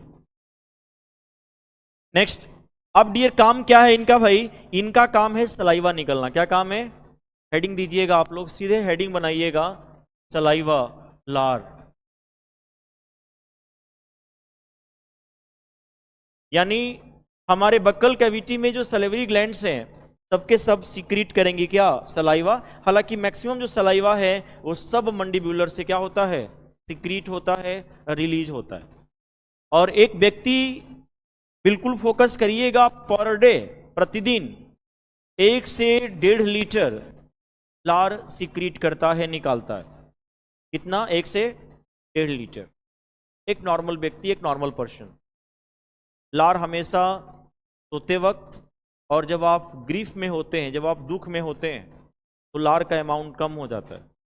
तभी आप लोग देखे होंगे कोई व्यक्ति ग्रीफ में होता है, रो रहा होता है, तो उसका जो गला है वो बार बार सूखता है, क्योंकि ग्रीफ में, सैड मोमेंट में जाने से लार का अमाउंट क्या होता है डियर, घट जाता है। और सोते हैं तो ठीक ना। एक हालांकि इसका अमाउंट फ्लक्चुएट भी कर लेता है, देखे होंगे एज के अकॉर्डिंग जो ओल्ड एज के लोग हो जाते हैं, देखना कभी कभी उनके सलाइवा खुद क्या होते हैं, माउथ से बाहर निकलता रहता है। तो ज़्यादा लार निकलने का मतलब है कि आप मेंटली क्या है, रिटार्डेशन हो रहा है।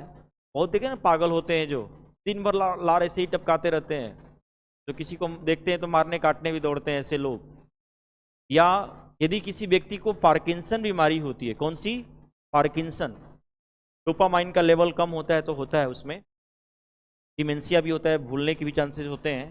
तो पार्किंसन की भी खासियत है ना कि जैसे सोएंगे तो सोते वक्त भी सलाइवा जो है ना निकल जाता है माउथ से। हालांकि देखे होंगे छोटे बच्चों में जब वो सो रहे होते हैं उनके लार निकलते तो घर वाले क्या बोलते हैं कि पेट में कीड़े हो गए, ये भी एक कंसेप्ट है। लेकिन पार्किंसन के भी कंडीशन ये भी होता है डियर, सलाइवा सीक्रेट होता है डोपामाइन के लेवल कम हो जाने की वजह से। क्योंकि डोपामाइन कम होता है तो आपके बॉडी में मूवमेंट भी क्या होता है, कम होने लगता है। बहुत लोग देखे होंगे हाथ पैर धीरे धीरे काम करना बंद कर देते, उनको लगता है कि हमें लकवा मार रहा है, कि असर कोई और है। और गांव में चूंकि डॉक्टर जब तक बीमारी को पकड़ता नहीं है तब तक कोई दवा असर करता नहीं है। और कई ऐसे कम डॉक्टर हैं जो भाई बीमारी को पकड़ लेते हैं जड़ से, कि रीजन ये है, सिम्टम से वो कैच कर लेते हैं, सटीक दवा जाती है फर्दर। नो डाउट, आते हैं पॉइंट पे। तो ये लार का अमाउंट है पर डे के सेंस के अकॉर्डिंग। अब डियर आपका जो सलाइवा का नेचर है, लिखिएगा नेचर ऑफ सलाइवा। लार की जो प्रकृति है डियर वो एसिडिक नेचर का होता है, अम्लीय प्रकृति होता है। लिखना एसिडिक नेचर। वाई विश से एसिडिक नेचर, क्योंकि लार का जो पीएच मान है वो कितना है dear, 6.8, that is the pH of saliva. हाँ देखो, खाना खाने से पहले और खाना खाने के बाद जो सलाइवा का कंसेप्ट है वो अलग है। आप जब बात करेंगे डियर आफ्टर बिफोर मील ना, खाना खाने से पहले, तो मैं बिफोर मील की बात करना चाहूं तो सलाइवा का जो पीएच मान होगा डियर वो 7.4 होगा खाना खाने से पहले। और खाना खाने के बाद आपका जो अमाउंट है, पीएच का जो वैल्यू है 7 से क्या होता है भाई, कम हो जाता है। ऐसा इसलिए जब आप खाना खाते हैं ना तो आपके माउथ में कई ऐसे बैक्टीरिया हैं जो एसिड बनाते हैं, अम्ल बनाते हैं। कब बनाएंगे, जब आप सुगरी आइटम ज़्यादा खाते हो। आप देखिए वो छोटे बच्चे ज़्यादा चॉकलेट्स आइसक्रीम खाते हैं, आप उनके दांत देख लो, बिल्कुल माचिस की तीली जैसा नज़र आता है। चलो उनका तो भाई मिल्क वाला टीथ है, जाएगा दोबारा आएगा, लेकिन आपका परमानेंट टीथ चला गया दोबारा थोड़े नहीं आएगा। अब फिर तो आपको आर्टिफिशियल टीथ लेके घूमना पड़ेगा। कहने का मतलब ये है। और तभी होगा जब आप सुगरी आइटम ज़्यादा। बहुत लोग क्या करते हैं, बहुत लोग खाना खाने से पहले नहीं, खाना खाने के बाद माउथ की क्लीनिंग करते हैं। आप ज़्यादा क्लीन भी, अब दिन भर ब्रश थोड़ा नहीं लगाए रखेंगे, सब सारा मसूड़े गायब हो गया इनके। ऐसे ही बहुत लोग खाना खाने के बाद, क्योंकि उनको पता है कि जो रोटी है ना वो भी तो ग्लूकोज है, वो भी कहीं छुपा पड़ा है दांत में, उससे भी क्या करेगा बैक्टीरिया, एसिड बनाएगा। यही तो एक क्वेश्चन पूछा गया था कि हमारे लार का पीएच मान कितना कम हो जाएगा कि हमारा जो बॉडी का हार्डेस्ट पार्ट है, आप नाम सुने होंगे क्या, इनेमल। इनेमल नाम सुने हो ना, दांत का जो आउटर कवरिंग है जो कैल्शियम फॉस्फेट का बना है, ये धीरे धीरे कोरोड हो जाता है, डिस्ट्रॉय हो जाता है। और याद रखिएगा, that's authentic point, we have to say that 5.5। जिस दिन आपके लार का पीएच मान 5.5 से कम हो जाता है, आपके सभी दांत क्या होते हैं डियर, गायब हो जाते हैं। गायब होने का मतलब है कि दांत में कोरोड होगा, डिस्ट्रॉय, ब्लैक करके, और धीरे धीरे वो टूट के गायब हो जाएगा। ये अमाउंट कभी आने नहीं देना चाहिए। तभी बोलते हैं ना आपके टूथपेस्ट में नमक है, तो जो टूथपेस्ट में नमक का कंसेप्ट क्या है, टूथपेस्ट का जो पीएच मान होता है कितना होना चाहिए, 8। आपको ऐसा टूथपेस्ट यूज करना चाहिए जिसका पीएच मान कितना है। आप चले जाओ रिमोट एरियाज में, ऐसे कई ओल्ड एज के घरों में होंगे जिनका शतक हो गया है, 100 साल है और दांत अभी भी क्या उनके। तो गांव में लोग नीम के बबूल का दातून करता है, लोग हाईली बीटर टेस्ट होता है, वो हमेशा सलाइवा का पीएच को क्या करता है भाई, मेंटेन किए रहता है। तो ज्यादा सुगरी आइटम्स खाने से बैक्टीरिया, ये पॉइंट बिल्कुल याद रखिएगा। जिस दिन आपके लार का पीएच मान 5.5 से कम होता है, आपके सभी दांत क्या होंगे भाई, गायब हो जाएंगे। समझ गए ना। तो ये कुछ लार के पीएच का कंसेप्ट है।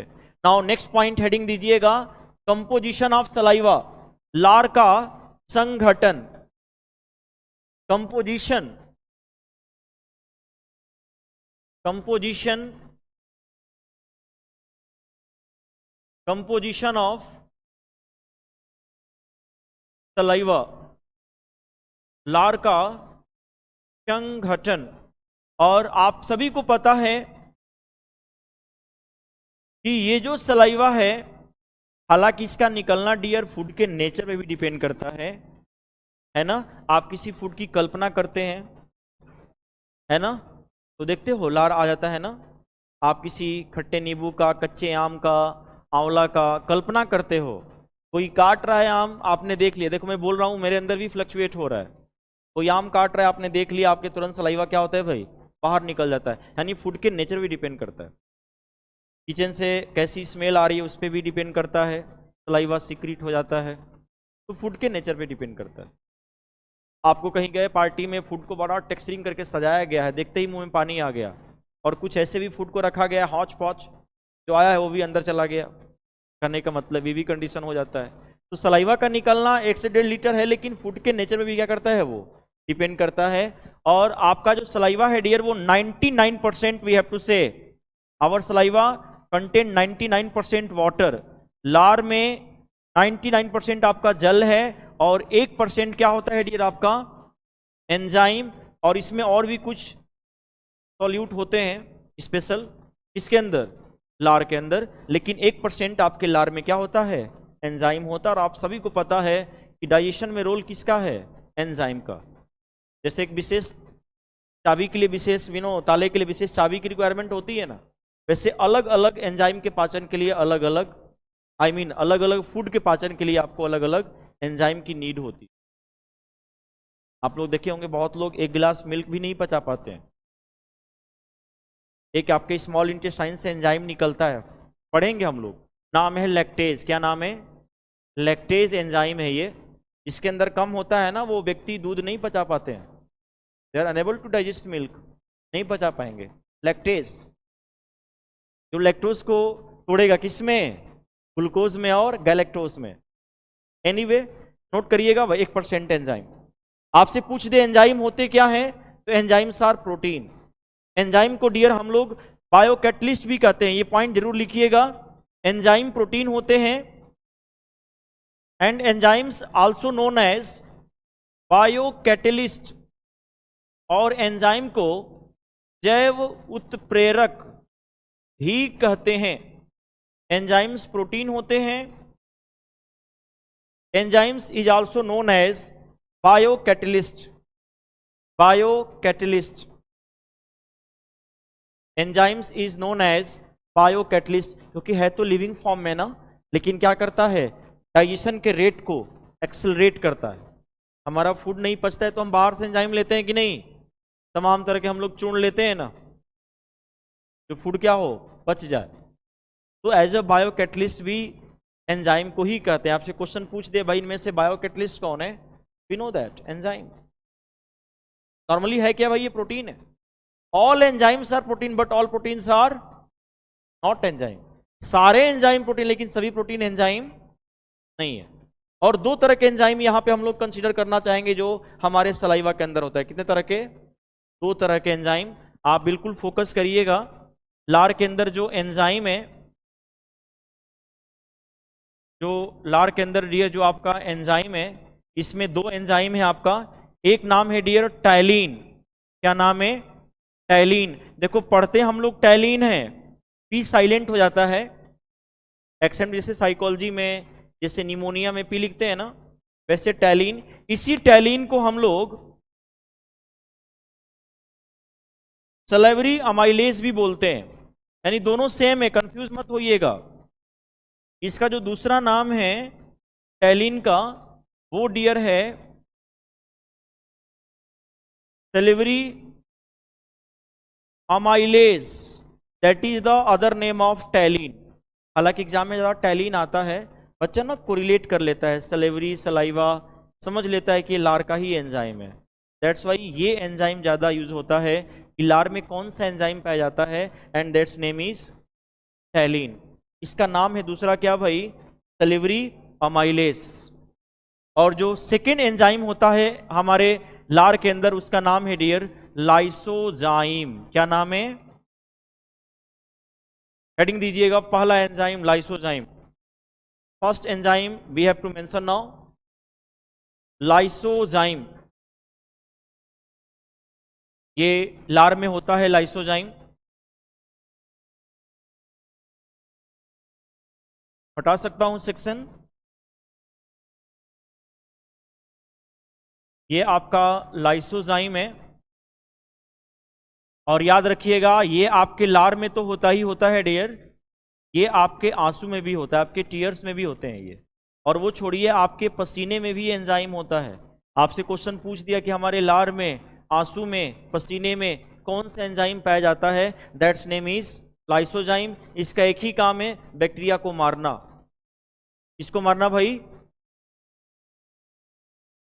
जो सेल वॉल है ना कोशिका भित्ति, किसकी? बैक्टीरिया की, वो जैसे इसके कांटेक्ट में आएगी डिसॉल्व हो जाएगी। और सेल वॉल डिसॉल्व होने का मतलब बैक्टीरिया क्या हो जाएगी? मर जाएगी। इसलिए डियर इसको हम लोग बोलते हैं एंटी बैक्टीरियल एंजाइम। क्या बोलते हैं इसको?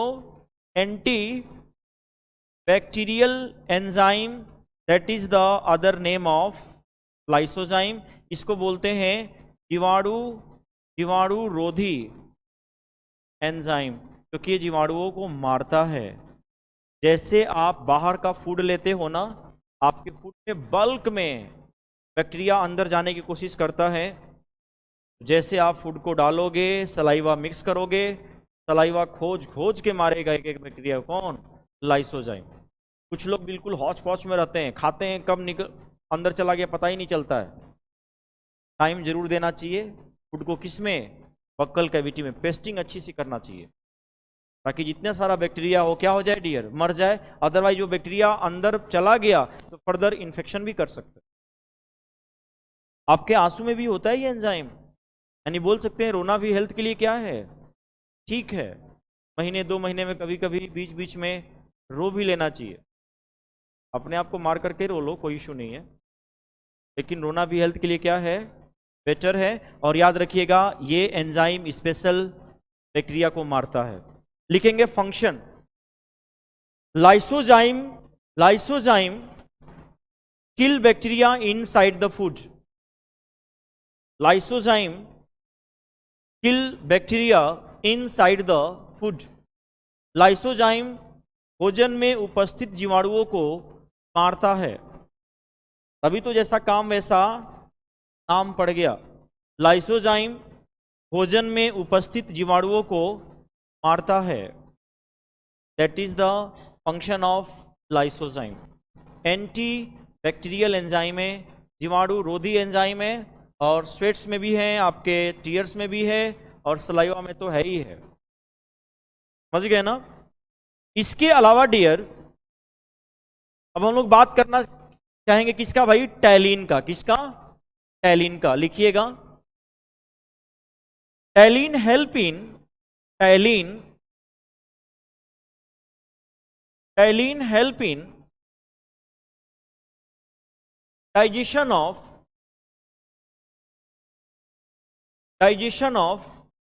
Starch. Ptyalin help in digestion of starch. Ptyalin starch के पाचन में सहायक है। टैलिन को ही हम लोग सलिवरी अमाइलेज कहते हैं। टैलिन स्टार्च के पाचन में सहायक है, यानी फूड के अंदर जो स्टार्च है उसका पाचन कौन करेगा? अब ये नहीं जैसे आपका आलू है, पोटैटोस, चावल हो गया, स्टार्च तो है। स्टार्च की पहचान क्या है? आयोडीन मिलाते ही ब्लू नहीं तो ब्लैक कलर देता है। यदि कोई फूड आइटम आप समझ लीजिए क्या है, वो स्टार्च है उसके अंदर, तो कम से कम पका हुआ स्टार्च होना चाहिए तो पचेगा। ये नहीं कि चबा करके का तो चावल चबाना शुरू कर दिए, वो नहीं पचेगा। यहाँ पे पका हुआ चावल होगा तो चलेगा, नहीं तो पकड़ के आलू ऐसे ही कच्चे आलू का चबान लगे तो पच ही जाएगा, नहीं पचेगा। कम से कम वाइल्ड होना चाहिए। क्या होना चाहिए? वाइल्ड होना चाहिए। और मैं एक एरो के फॉर्म में आपको ये क्वेश्चन एंगल शेयर कर रहा हूँ। ये आपका फूड है और फूड में क्या है डियर आपका, कौन पचा रहा है आपका, कौन पचा रहा है, टाइलिन नाम है। क्या नाम है, कितने पीएच पे काम कर रहा है ये तो लार का पीएच मान है ना भाई। तो जो टैलिन एंजाइम है वो क्या किया भाई, स्टार्च को, ये कॉम्प्लेक्स है ना, सिंपल में तोड़ दिया, इसको डाई में तोड़ दिया, पॉली है तो किस में तोड़ दिया, डाइसैकेराइड्स में, माल्टोज में। और याद रखिएगा 30% स्टार्च का जो डाइजेशन है वो आपके बक्कल कैविटी में होता है, कितना, 30%। तो आपसे क्वेश्चन पूछ दिया कि टैलिन स्टार्च को किसमें तोड़ता है, तो ptyalin break down starch, that's a polysaccharides, that's break down into disaccharides, और वो क्या है, माल्टोज है। माल्टोज में फर्दर ये टूटता जाएगा, स्टार्च बना किसका है, ग्लूकोज में, फाइनली किस में टूटेगा ये, और वही ग्लूकोज तो आपके सेल के पास जाएगा। भाई स्टार्च का मोनोमर क्या है, ग्लूकोज है, मैंने लिखवाया है ना पॉलीमर वाले टॉपिक में, तो बना तो ग्लूकोज से ही है, और फर्दर टूटे किसमें, वो लास्ट में ग्लूकोज में ही टूटेगा। तो टैलिन स्टार्च को किसमें तोड़ता है, माल्टोज में। Am I clear about this point? हाँ अभी नहीं, सिर्फ माल्टोज, डाई में, फर्दर आगे का प्रोसीजर होगा। चलो फिर क्वेश्चन बताएगा ये, बताना आप ही बताओगे। आपसे मान लो क्वेश्चन पूछ दिया कि हमारी जो आहार नाल है, हमारी जो एलिमेंट्री कैनाल है, एलिमेंट्री कैनाल का वो कौन ऐसा भाग है जहां से कार्बोहाइड्रेट का पाचन शुरू हो जाता है, कोई बोलेगा नहीं, यही बताएगा, जहां से किसका पाचन शुरू हो जाता है, कार्बोहाइड्रेट का। ऑप्शन में डियर दिया है स्टमक, आपका जो पेट है, आपका जो स्टमक है, ऑप्शन में दिया है डियर स्मॉल इंटेस्टाइन, छोटी आंत, एक तो अमाशय हो गया, छोटी आंत। ऑप्शन में दिया है डियर लार्ज इंटेस्टाइन, आपकी बड़ी आंत। ऑप्शन में दिया है माउथ, कौन सा होगा, माउथ होगा, प्योर है, बिल्कुल सही कहा भाई। ये स्टार्च अपने आप में क्या है, कार्बोहाइड्रेट है, और 30% जब डाइजेस्ट हो रहा है तो कहीं ना कहीं माउथ में ही तो हो रहा है, सिंपल सी बात है भाई, माउथ इज करेक्ट आंसर। बहुत बच्चे होते हैं ना, सोचते हैं कि यार भोजन तो स्टमक से पचता है, क्यों ना चले जाएं स्टमक पे, तो क्या हो जाएगा, गलत हो जाएगा। लास्ट सेगमेंट लिखिएगा, लास्ट पॉइंट, और इसको आप लोग नोट में मेंशन करिएगा।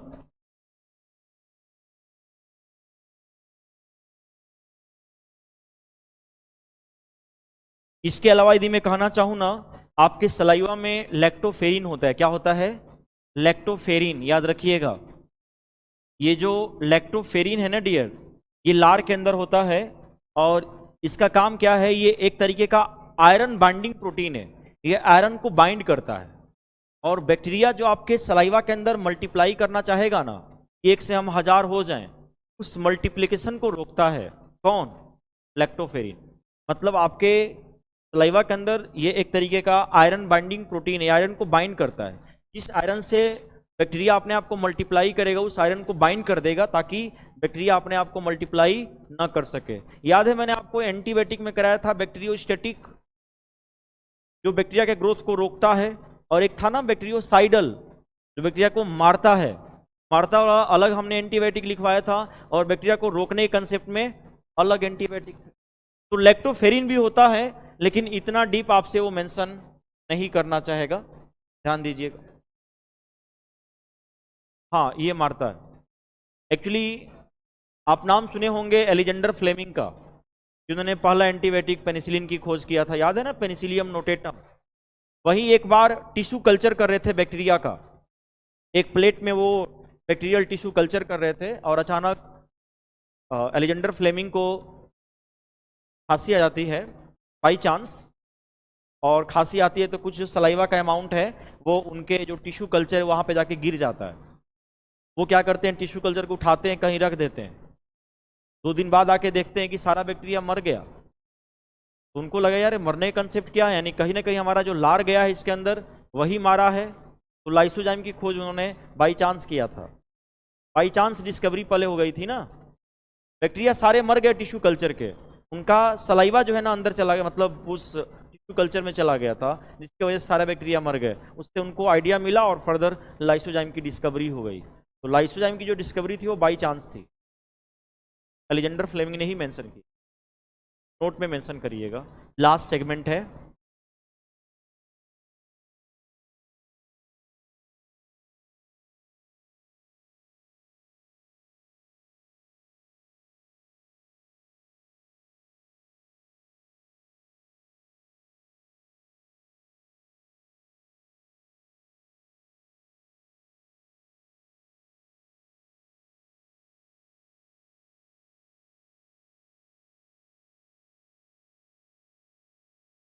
लिखिएगा, टंग, जीभ।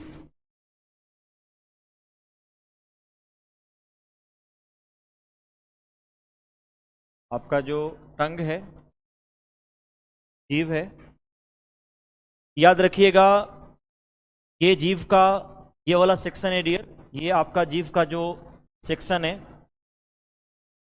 ये आपका पोस्टीरियर पार्ट है। कैसा पार्ट है? ये पोस्टीरियर पार्ट है, ये जीभ का पश्च भाग है, और पश्च भाग में आपको जो टेस्ट फील होता है डियर वो बीटर होता है। कैसा होता है भाई? बीटर। तो कड़वा जो टेस्ट है वो टंग के पश्च वाले भाग पे होता है। बिल्कुल कड़वा, आप कभी दवा लेंगे रखेंगे जीभ पे ना तो लगता है कि बिल्कुल बिटरनेस टेस्ट फील हो रहा है, और क्वेश्चन पूछ दिए बीटर जो टेस्ट है, जो कड़वा टेस्ट है वो कहाँ पे होता है? तो जो कड़वा टेस्ट है डियर आपके जीभ के जो पोस्टीरियर पार्ट है वो वहाँ पे कंज्यूम होता है। इतना भी जीभ नहीं होगा फर्दर। ये वाला जो सेक्शन है मैं यहाँ पे मेंशन करना चाहूंगा डियर, ये जो किनारे वाला सेक्शन है, ये वाला किनारे वाला जो सेक्शन है ये डियर आपका और टेस्ट का होता है। यहाँ पे आपको पट्टे का फील होता है। किनारा किनारा जो साइड वाला सेक्शन है आपको सॉरिंग टेस्ट फील होता है। याद रखिएगा ये वाला जो सेक्शन है, बिल्कुल बिल्कुल ये मैं सेक्शन बात करना चाहूंगा, बिल्कुल शीर्ष वाला, हेड वाला। तो यहाँ पे डियर आपको स्वीट, मीठे का एहसास होता है, स्वीट का एहसास होता है, बिल्कुल मीठा फील होगा। और इसके जस्ट पास में आप जाना चाहेंगे ना यहाँ पे, तो डियर आपको सॉल्टी फील होगा। कैसा फील होगा? सॉल्टी, बोले तो नमकीन। हालांकि अब के जो मौजूदा रिसर्च बता रहा है कि जीभ में हर जगह टेस्ट ही टेस्ट है, लेकिन चूंकि एनसीईआरटी ने मेंशन किया है, 69 बीपीएससी में एक क्वेश्चन भी आया था, तो ये वाला सेक्शन सॉल्टी, ये वाला आपको स्वीट, मीठे का जो आपका हेड पार्ट है, शीर्ष वाला भाग देख रहे हो आप, ये मीठे का एहसास दिलाता है। और ये जो बीच का सेक्शन है ना, ये जो टेस्ट होता है, इसका मैं नाम रखना चाहूंगा, दैट्स अ उमामी। ये उमामी टेस्ट है।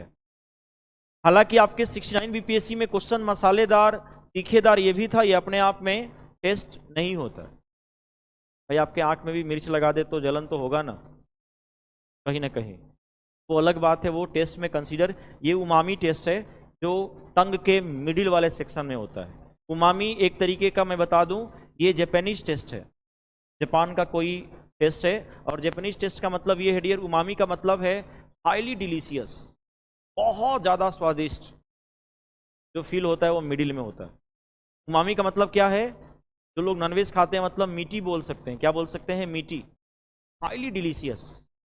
आप लोग देखेंगे जो लोग नूडल्स वगैरह बनाते हैं या जो फास्ट फूड वाले होते हैं ना, आप कभी एग्जामिन करिएगा, वो लोग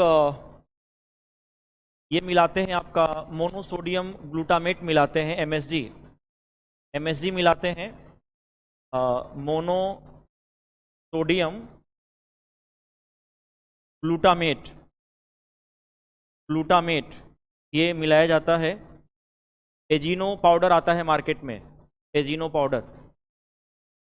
तो जो लोग फास्ट फूड ज़्यादा खाते हैं, जैसे बर्गर वगैरह और भी कई तरह के नूडल्स वगैरह, चाइनीज़ आइटम्स, जो आप समझ लो यहाँ पे तो बहुत तरह के चाइनीज़ आइटम्स सेल भी होते हैं ना। चाइनीज़ आइटम्स में स्वाद को बढ़ाने के लिए, मतलब उमामी को एक्सटेंड करने के लिए, वो लोग एक एजिनो पाउडर आता है जिसका ब्रांडेड नाम है MSG, मोनोसोडियम ग्लूटामेट। मिलाने से उस फूड की जो डिलीशियस कैपेसिटी है वो बढ़ जाती है। हालांकि जो हेल्दियर पर्सन होते हैं वो आपको सजेस्ट करते हैं कि यदि आप एजिनो पाउडर जो है ज़्यादा यूज़ करते हैं, मोनोसोडियम ग्लूटामेट, तो दैट्स आर कार्सिनोजेनिक नेचर, ये कैंसर भी क्रिएट करता है, ये कैंसर भी क्रिएट करता है डियर।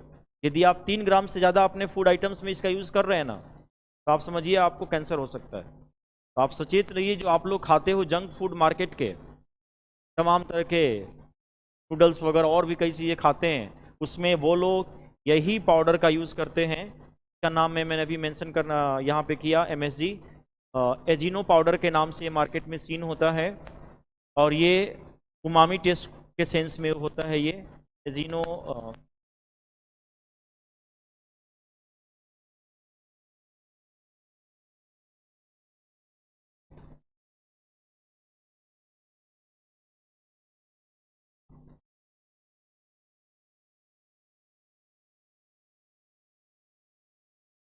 ये देखिए आ भी गया यहाँ पे, मोनोसोडियम ग्लूटामेट, ये चाइना सॉल्ट के सेंस में मेंशन है, यही है डियर आपका।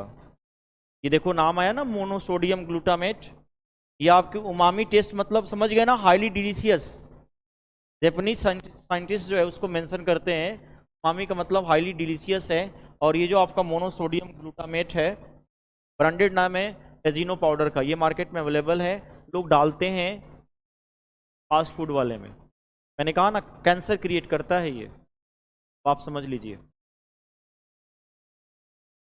तो ये आपके कुछ टंग का कंसेप्ट है। इसके अलावा याद रखिएगा, जीव का कोई और टेस्ट नहीं है, मतलब कड़वा, खट्टा, साइड से सॉल्टी, और हेड पे क्या है आपको स्वीट, मिडिल सेक्शन में क्या है उमामी। कुछ बच्चे तो उमामी टेस्ट ही नाम सुने थे कि उमामी होता क्या है। आप लोग जैसे टमाटर और ये प्याज का जो ग्रेवी बनाते हो ना, उमामी टेस्ट में फील होता है। लेकिन ना ग्रेवी अच्छा होता है तो हर चीज़, सारे सब्जी का भी वर्जन क्या होता है, अच्छा लगता है खाने में भी। क्या ग्रेवी अच्छा नहीं बना है, फर्दर वो कोई मतलब नहीं है। कितना भी हाईली प्राइस वाला भी सब्जी बना दें आप और ग्रेवी अच्छा नहीं बना है तो फिर मज़ा नहीं आएगा खाने में। उमामी का मतलब है हाईली डिलीशियस, और उसको बढ़ाने के लिए हमने कहा ना आपसे, आप लोग MSG यूज़ करते हो, monosodium glutamate, that's are available in market, Ajino powder के फॉर्म में ये अवेलेबल है, सिर्फ स्वाद को बढ़ा देगा। तो आप आज का जो फूड है वो आपके बक्कल कैविटी में ही रहेगा। नेक्स्ट फर्दर हम लोग आगे के एक्सटेंड करेंगे और फर्दर स्टमक वाला सेक्शन को कैच किया जाएगा, ठीक ना।